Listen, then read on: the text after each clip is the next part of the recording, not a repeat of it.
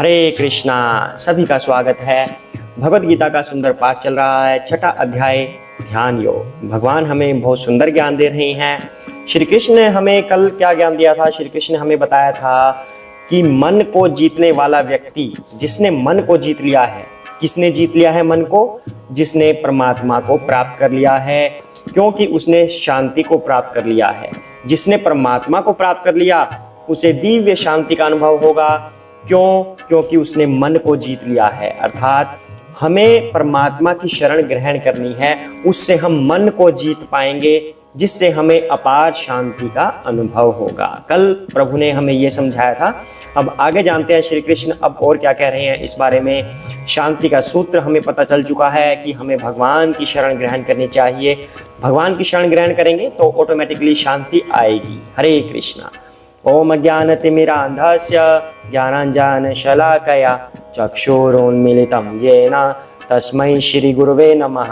श्रीकृष्ण चैतन्य प्रभु नित्यानंद श्री अद्वैत गदाधर श्रीवासादि गौरभक्तवृंद। हरे कृष्णा कृष्ण कृष्ण हरे हरे, हरे राम राम राम हरे हरे। हरे कृष्णा। तो आइए आगे पाठ को कंटिन्यू करते हैं। ज्ञान विज्ञान तृप्तात्मा कूटस्थः विजितेन्द्रियः योक्ता इति उच्यते योगी समलोष्टशम कांचनः। हरे कृष्णा।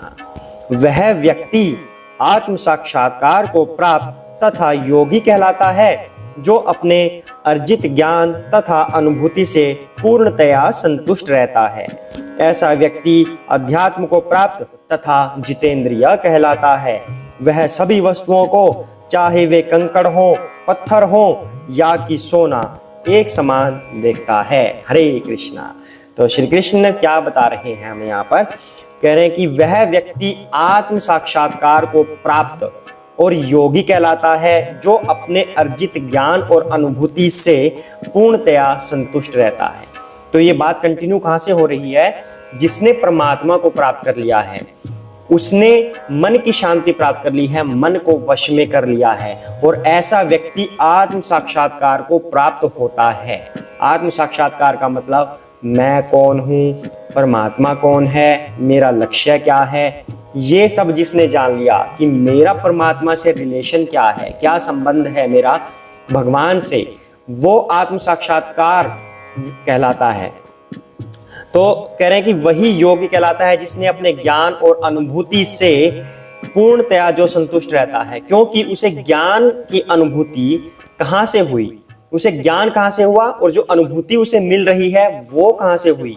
वो स्वयं भगवान से हुई। अगर हम जप करते हैं, जप करते रहते हैं, निरंतर जप में लगे रहते हैं, जप करते रहते हैं, तो हमारे हृदय में एक प्रकाश उत्पन्न होता है। वो प्रकाश परमात्मा का प्रकाश होता है। वही हमें ज्ञान प्रदान करता है, उसी से हमें अनुभूति होती है और हमें संतुष्टि मिलती है। हम इसका अभ्यास करके देख सकते हैं। ज्ञान तो भले भले लोगों ने ले रखा है, बहुत सारे लोगों को ज्ञान हो चुका है, मतलब बहुत पूर्ण ज्ञानी योगी हमारे इस विश्व में है। लेकिन जो जप करता है, सिर्फ ज्ञान से सब कुछ नहीं होता। भगवान ने गीता के सार में ये भी बोला है कि ध्यान योग, ज्ञान योग, भक्ति योग, इन सब में भक्ति योग श्रेष्ठ है। ज्ञान इतना आवश्यक है जितना हमें भक्ति के लिए फोर्स करे कि आपको भक्ति करनी चाहिए, उतना ज्ञान बहुत होता है हमारे लिए, गृहस्थ लोगों के लिए। वैसे तो ज्ञान जितना ले उतना अच्छा है, लेकिन हमारे लिए जो श्रेष्ठ है वो क्या है? हमारे लिए जो श्रेष्ठ है वह भक्ति है। तो अगर हम जप करते रहें, ध्यान में रहें, प्रभु के ध्यान में लगे रहें, जप करते रहें, तो जप करते करते करते जो हमें अनुभूति होती है, हृदय में प्रकाश उत्पन्न होता है, उससे हमें ज्ञान मिलता है और वही हमें संतुष्टि प्रदान करता है। ऐसा भगवान कह रहे हैं। साथ में कह रहे हैं कि ऐसा व्यक्ति अध्यात्म को प्राप्त होता है और जितेंद्रिय कहलाता है। जितेंद्रिय मतलब इंद्रियों को भी जीतने वाला। जिसने अपने मन को कंट्रोल में कर लिया है तो इंद्रियां क्या रह गई? इंद्रियों का स्वामी कौन है? इंद्रियों का राजा कौन है? मन है। जब इंद्रियों का राजा मन ही कंट्रोल में हो गया है तो इंद्रियों की क्या औकात रह गई कि वो हमारे कंट्रोल में न रहे। तो कृष्ण कह रहे हैं कि ऐसा व्यक्ति जितेंद्रिय कहलाता है, मतलब इंद्रियों को भी जीत लिया उसने, मन को तो जीत ही लिया कंट्रोल में करके। तो मन के जो नीचे है उसके जो सेवादार हैं इंद्रियां, इंद्रियों को भी जीत लिया, जितेंद्रिय कहलाता है। वह सभी वस्तुओं को, चाहे वे कंकड़ हो, पत्थर हो, सोना हो, सभी को एक जैसा देखता है। अब वह सब वस्तुओं को एक जैसा देखता है, इस बात का क्या मतलब हुआ? ये कंकड़ है, ये पत्थर है, ये सोना है, तो क्या व्यक्ति की आंखें नहीं है?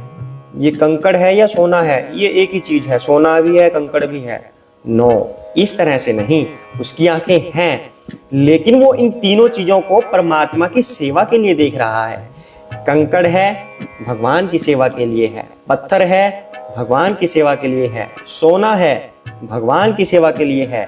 अर्थात इन सभी चीजों का संबंध है, जो रिलेशन है वो भगवान की सेवा से है, इसलिए उनको उस चीज से कोई लगाव नहीं होता, कोई आसक्ति नहीं होती। सोना देखकर वह उसे उठाता नहीं है, ये कंकड़ पड़ा है, एक सोना पड़ा है, हाँ सोना मैं उठा लेता हूँ, घर ले जाता हूँ, मैं मालामाल हो जाऊंगा, अमीर हो जाऊंगा। नो, ऐसा नहीं। जो व्यक्ति आत्म साक्षात्कार को प्राप्त कर चुका है, जितेंद्रिय बन गया है, मन को कंट्रोल में कर लिया है जिसने, उस व्यक्ति के लिए सोना और पत्थर एक जैसा हो गया, क्योंकि वह हर वस्तु को भगवान की सेवा के रूप में देखता है कि मुझे इससे भी सेवा करनी है, इससे भी सेवा करनी है। जैसे हनुमान जी को बोला गया था, विभीषण ने कहा था कि आपको धन संपदा वगैरह मिल जाए अगर, तो हनुमान जी ने कहा था कि मेरे ये किस काम के हैं। विभीषण जी बोले थे कि क्या आप भगवान के इतने बड़े भक्त हैं कि आप इतनी चीजों को ठुकरा रहे हैं? तो हनुमान जी ने अपना सीना फाड़ दिया था और दिखाया था कि हाँ, मेरे हृदय में श्री राम और माता जानकी बैठे हैं।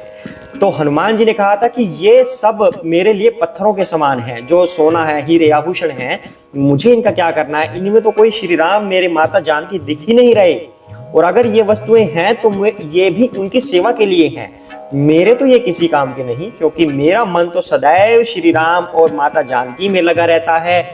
यही भाव श्री कृष्ण हमारे अंदर पैदा करना चाहते हैं।